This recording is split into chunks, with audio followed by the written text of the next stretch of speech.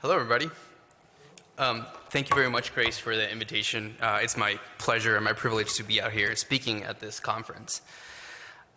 So with the theme of this panel being the threats of progressive policies to freedom of religion, I would start off with a disclaimer that the brunt of the work that I personally do with the rest of the team goes on in the Latin American context. And the interesting thing about the Latin American context is that we don't usually think that we have a freedom of religion problem. This is basically the case, I would argue, because for the most part of its modern history, or its history since the encounter or the coming to America of the Spaniards, Latin America has been for the most part a Christian continent, whatever, or in a very broad sense. But we haven't had issues with respect to prohibition of actually being able to worship freely. We don't have religious persecution in the sense that I think is very much in the minds of all of us who are here. People exposed to losing their lives, their livelihood, out of their desire, their duty to follow their conscience, to follow God in the way that they see fit. That doesn't usually happen in Latin America. But that doesn't mean that we don't have a problem with freedom of religion. It's just different. What I mean by that is fundamentally that, the free exercise of religion, in the sense that we would think about it here in the United States, is very much at stake. And one of the reasons why Latin America is today and in the near future a hotbed for cases having to do with freedom of religion has to do with the fact that the right itself, the content of this right, is underdeveloped. What I mean by that is that unlike the US, the prevalence of human rights discourse and the role that human rights treaties play around Latin America in general is very, very important. It's very pervasive. It's usually a part of the constitutional law of the majority of the countries that make up the region. And there's been a great development of different social rights, other political rights, civil rights, but religious freedom has not been developed. It's just there. There are few cases. It doesn't really come up ever so often. It never comes up in the context of not being able to worship freely, although I would say that because of what has happened during the pandemic, this has become an issue. And we, for instance, at ADF International, were involved in several cases around Latin America challenging the worship bans that were put in place. But now we see a new kind of case that is starting to come up, and it's starting to develop the jurisprudence, or it's going to develop the jurisprudence of the Inter-American Court of Human Rights. Very important. We can talk more about it in the questions. And then also at the level of the different states. So I wanted to just highlight 3 different cases that we've been working on recently that touch directly on the ability of individuals to exercise what we could call some phases of religious freedom, and most fundamentally parental rights. I mean, the right of parents to be able to teach their children in accordance with their religious and moral convictions, as well as church autonomy. And church autonomy, I would say, is very much under attack, and I will tell you now why. So first and foremost, I would like to highlight the Paves case. Some of you have already heard me talk about this. My friends and colleagues are probably tired of me talking about it, but it is a very important case that has been recently argued at the Inter-American Court of Human Rights.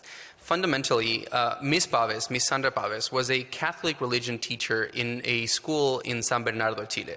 Now, one particularity of Chile and many other countries not sharing the United States is that the presence of religious education in public schools or publicly funded schools is not unheard of. It's actually, I would say, quite common. There are rules in place. The Human Rights Committee at the United Nations has issued comments on how or when this is admissible. And so this takes place. Chile, I would argue, is also a model country in the sense that it allows for every religious denomination to be able to teach freely in schools if they register themselves with the state to do so.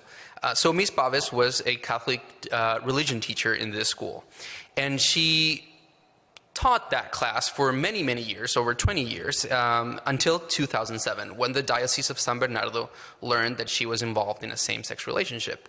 And at that point in time, the Bishop of San Bernardo, following canon law as well as Chilean law, who in this particular aspect says that religious communities or religious denominations have the right to certify those who will teach on their behalf in religious education classes.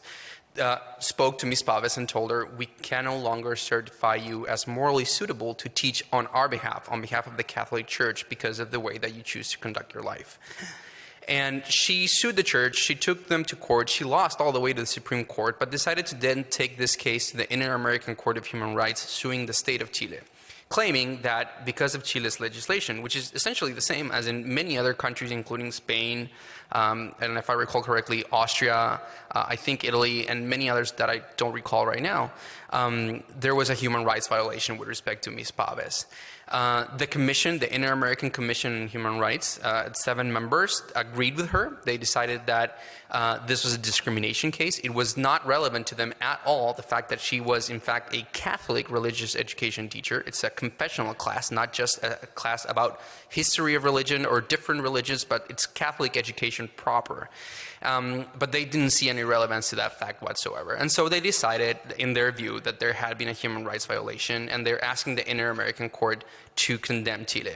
The effect that this would have, not only with respect to Chile, but pretty much every other Latin American state that shares this decision to have or to allow for religious education in public schools, would be severe, to the point that it would probably push out religious education out of public schools. And not only that, because the commission said that the principle of non-discrimination, the way that they presented in this case, would reach also towards private relationships as well. So even if you had a private school, they're asking the court to decide that the sexual orientation, and not even the sexual orientation, because we defended that this was really about personal conduct, but if sexual orientation comes into play in whatever way, that should bar churches, religious communities from being able to declare or to decide that that person is no longer morally suitable to teach on their behalf. So obviously a big problem.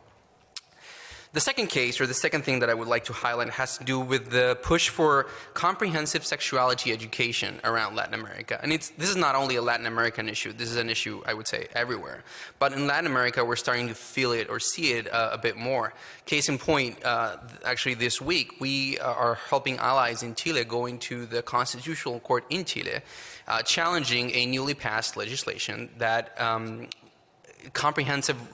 comprehensive rights of children's bill that would create a new subjective right of all children to receive comprehensive sexuality and effective education that is both secular and non-sexist.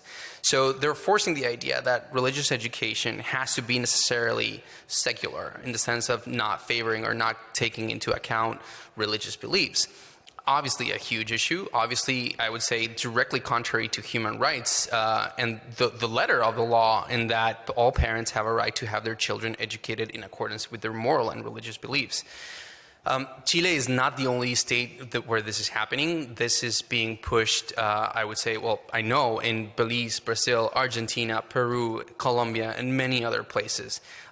What's going on in Chile right now is sort of a test study for us, because we thankfully got to go directly to the Constitutional Court, and we're making the argument that this goes directly against parental rights, that this is especially protected by human rights law, and this is a fundamental aspect of freedom of religion in terms of being able to educate your children in accordance with your moral and religious convictions.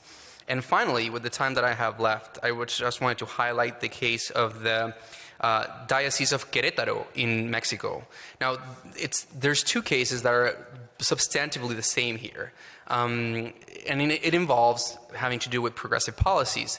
There's been a wave of legislation having to do with the recognition of gender identity.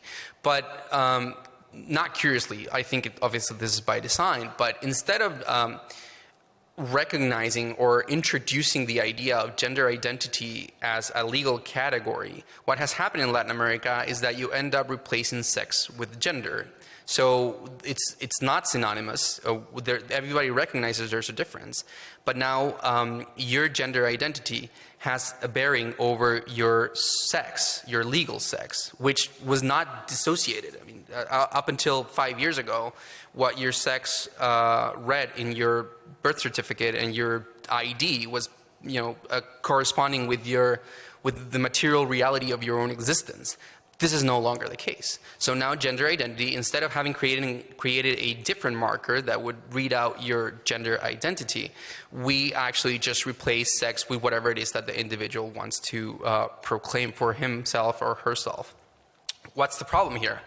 Well, as it was foretold and warned by pretty much everyone that was involved in the discussion, this would have far-reaching repercussions with respect to third parties. And case in point, now we have litigation against the Catholic Church in both of these countries because individuals that have legally changed their sex from male to female are now requesting and demanding that the Catholic Church change their baptismal certificates that were obviously or registered the fact that they were born of the male or female sex, their former name, and by the way of claiming or demanding that they be changed, they create a big problem for the churches. It's not really about the registry, it's about what happens after that, because here's the document that proves what your constitutive identity is as a male or a female, with important effects for purposes of marriage, for purposes of other sacraments such as ordination. So the Catholic Church rightly is fighting for this,